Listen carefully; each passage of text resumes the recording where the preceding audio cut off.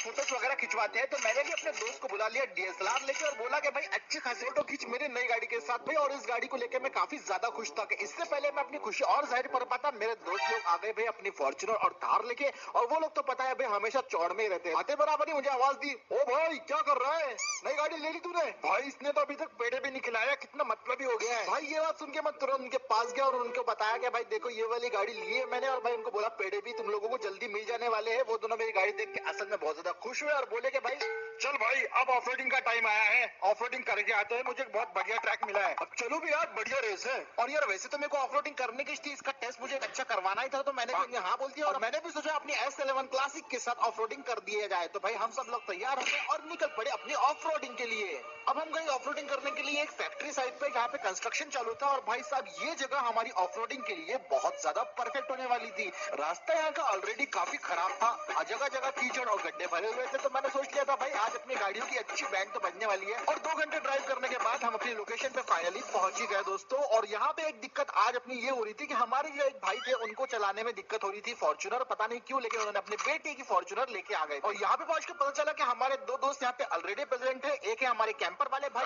और एक थे हमारे टोयोटा हाइलक्स वाले भाई। जी हाँ दोस्तों, ये वही इंसान है जिन्होंने 35 लाख रुपए का टोयोटा का पिकअप ट्रक खरीदा है। थोड़ी हाई हेलो करने के बाद हमारे हाइलक्स वाले भाई बोलने लगे, देखो भाई आज अपन मस्ती करने के लिए नहीं आए हैं, यहाँ पे अपन आज करेंगे अच्छे से भयंकर वाली ऑफ रोड रेस। हाँ जी बिल्कुल। वैसे ये बंदा भाई मुझे हमेशा पका देता है, तो मैंने अपने दोस्त से बोला भाई इसे क्यों ले आए, क्या जरूरत थी, अपन काफी नहीं देगा ऑफ रोडिंग करने के लिए। तीनों भाई क्या करूँ, लाना पड़ता है, दोस्ती का सवाल है, अगर तू इसे भूल गया तो फिर तुझे भी भूल जाऊंगा। मुझे तो ये ठसन करने वाला लगता है। तो सब सुना हुआ है, ये देखो पूरा ट्रैक है, यहाँ पे गोल गोल अपने को एक लैप पूरा करने का है ऑफ रोडिंग में। फिर अपने को ऐसे जाना है, ऐसे ऐसे जंप मारते हुए, ऐसे इधर से उधर से, ऐसे ऐसे, फिर मुट्ठी चला के ऐसा टप्पड़ मार के ऐसा ऐसा।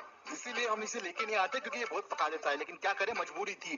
भाई यार ये क्या बोल रहा है, मुझे कुछ भी समझ में नहीं आ रहा। 10 मिनट तक इसकी बकबक सुनने के बाद फाइनली हम लोग ऑफ रोड रेस के लिए रेडी थे। गाड़ियां बिल्कुल एकदम स्ट्रेट लाइन में हमने पार्क कर दी थी और किसी के मुंह पे घबराहट थी, किसी को बस जीतना था, किसी को अपनी गाड़ी समझ में नहीं आ रही थी, कोई अपना अलग ही दिमाग लगा रहा था। और मैं सोच रहा था कि भाई मेरी गाड़ी पे कोई स्क्रैच ना आ जाए। और भाई घड़ी आ गई थी हमारी रेस की, तो भाई हम सब लोगों ने अपनी एक एक करके गाड़ियों को स्टार्ट कर दिया। और भाई गाड़ी स्टार्ट होते से दोस्तों हमारी अल्टीमेट ऑफ रोड रेस शुरू हो गई। और जैसा कि मैंने एक्सपेक्ट किया था, रेस चालू होते से भसड़ शुरू हो गई। जो हमारे हाइलक्स वाले भाई थे मुझे अच्छी तरीके से ठोके जा रहे थे भाई, मुझे आगे बढ़ने का मौका नहीं दिया जा रहा था। लिटरली मेरा रोड ब्लॉक कर रहे थे और मुझे आगे बढ़ने दिया ही नहीं जा रहा था। भाई मेरे पीछे थार वाले भाई भी थे और भाई ये कुछ भी कर सकते थे जीतने के लिए। किसी तरह बाजी मारते हुए कैंपर वाले भाई थोड़े से आगे निकल गए थे और भाई मैंने सोच लिया कि मैं थोड़ा अपना रास्ता यहाँ से चेंज कर लेता हूँ। तो मैं थोड़ा लेफ्ट साइड की तरफ हो गया और मेरे पीछे थार वाले भाई भी आ गए। और ट्रैक में तो लिटरली हो हल्ला मचा हुआ था। मतलब थोड़ी ही देर के बाद मैं देखता हूँ कि यहाँ पे तो जंप चालू हो गए और हमारे फॉर्च्यूनर वाले भाई की फॉर्च्यूनर ही बंद हो गई, इतनी जोर से जंप हो गई। लेकिन फिर किसी तरह उन्होंने अपनी गाड़ी को फिर से स्टार्ट किया और रेस में वापस आ गए। ऑलरेडी यहाँ पर कीचड़ की वजह से रास्ता खराब था और हमारे थार वाले भाई ओवरटेक करने के लिए कुछ भी करने को तैयार थे। कैंपर और हाइलक्स की तो अलग ही दुश्मनी चालू थी, लेकिन थोड़ी देर के बाद हाइलक्स ने फाइनली लीड ले ली थी रेस की। उसके पीछे कैंपर, उसके पीछे मैं और फिर थार और सबसे आखिरी में फॉर्च्यूनर थी। भाई अब बारी थी सुपर जंप की, जिसको सबसे पहले हाइलक्स ने अच्छे से क्रॉस कर लिया। उसके बाद कैंपर ने, और जब मेरी जंप की बारी आई तो मैंने थोड़ा स्टाइल से स्लो मोशन में इस जंप को क्रॉस कर लिया भाई। और मेरी S11 क्लासिक ने इसको भरपूर सपोर्ट भी किया। ऐसा एक एक करके हम सारे लोगों ने भाई फटाफट फटाफट फटाफट जंप किया और भाई सब में बहुत मजा आ गया। लेकिन जब थार की जंप की बारी आई तो यहाँ पे कुछ अलग हो गया।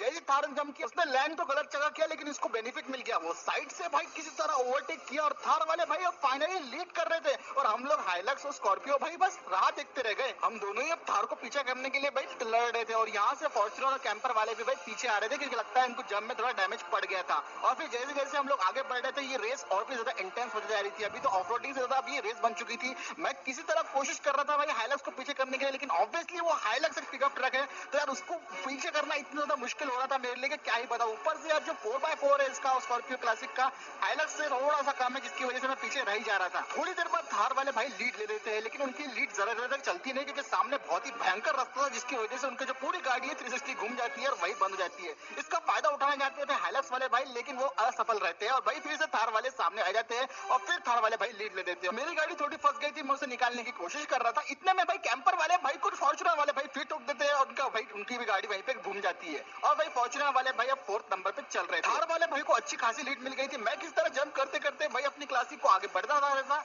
हाइलक्स तो तो भाई आराम से यहाँ पे ऑफरोडिंग किंग थे भाई, लेकिन किसी तरह थार को अभी तक वो पीछे नहीं कर पा रहे थे, क्योंकि भाई थार तो एक ट्रू ऑफरोडर है। तो यहाँ पे मैं अपना छोटा सा दिमाग लगा के एक शॉर्टकट लेके और 2 जंप्स करवा के मैं पहुंच जाता हूँ दोस्तों थार के पास। और भाई लगभग मैं इसको लीड में पीछे करने वाला था, लेकिन ये भाई भी भाई 4x4 का अच्छा फायदा उठा रहे थे, बिल्कुल आगे जाने ही नहीं दे रहे थे। और बस यहाँ पे अभी एक कांटे की रेस चल रही थी, कभी हाइलक्स आ गए, कभी थार आ गया और कभी मैं तो भाई बहुत मुश्किल से आगे आ रहा। और तभी कीचड़ वाले रास्ते में कुछ ऐसा होता है कि मैच पलट जाता है अचानक से दोस्तों। यहाँ पे भाई हमारी थार पलट जाती है बहुत बुरी तरीके से, क्योंकि उन्होंने अपनी स्पीड कम नहीं करी थी। और मेरे लिए अच्छा मौका था भाई ये थार को फिर से पीछे करने का। मैं यहाँ पे अपनी गाड़ी को फटक से आगे बढ़ा लेता हूँ। फाइनली मैं सेकंड पोजीशन पे लीड कर रहा था। फोर्थ पे तो फॉर्च्यूनर ही चल रही थी, पता नहीं उन्हें चलाना नहीं आ रहा था। और भाई कैंपर हमारा शायद खराब हो गया था और एक जगह अटक गया था। थार वाले भाई काफी ज्यादा बौखलाए हुए थे, क्योंकि भाई मैंने उनको पीछे कर दिया था, तो वो किसी भी तरह जंप्स करके मुझे पीछे करने की कोशिश कर रहे थे। और मैं कोशिश कर रहा था कि किसी तरह भाई हाइलक्स को मैं पीछे कर दूं, लेकिन अफसोस भाई मैं कितना मैं कोशिश कर लूं, हाइलक्स के नजदीक पहुंचने से मेरी स्पीड अचानक से स्लो क्यों हो रही थी यही नहीं समझ में आ रहा था। और थार वाले भाई भी अब पीछे से पूरा जोर लगा रहे थे एडी चोटी का कि मेरे तक पहुंच सके। हाइलक्स, थार और स्कॉर्पियो एसएलएन क्लासिक मेरी, इन तीनों के बीच में ऐसी बैटल चल रही थी जैसे कोई फास्ट एंड फ्यूरियस की मूवी। हम लोग एक दूसरे को पीछे करने के लिए कोई भी हद तक जा सकते थे।